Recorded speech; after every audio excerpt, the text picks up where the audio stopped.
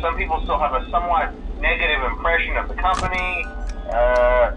That old restaurant was kind of left to rot for quite a while, but I want to reassure you, Fazbear Entertainment is committed to family fun and above all, safety. They've spent a small fortune on these new animatronics. Facial recognition, advanced mobility. They even let them walk around during the day.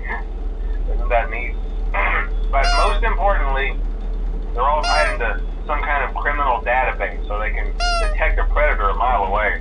Heck, we should be paying them to guard you. Now that being said, no new system is without its kinks.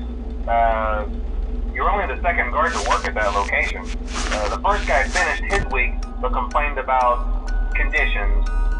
We switched him over to the day shift. So, hey, look at you, right?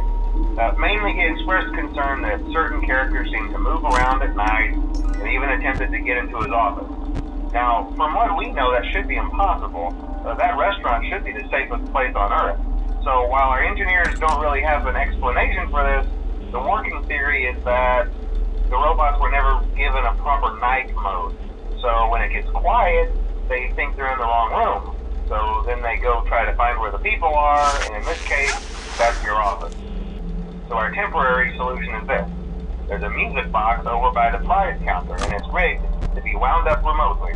So just every once in a while, switch over to the prize counter video feed and wind it up for a few seconds.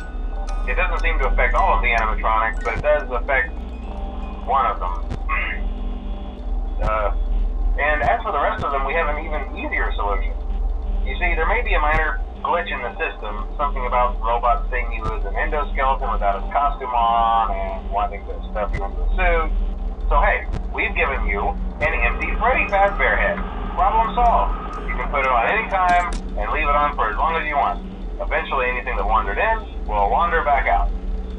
Something else worth mentioning is kind of the quartz modern design of the building.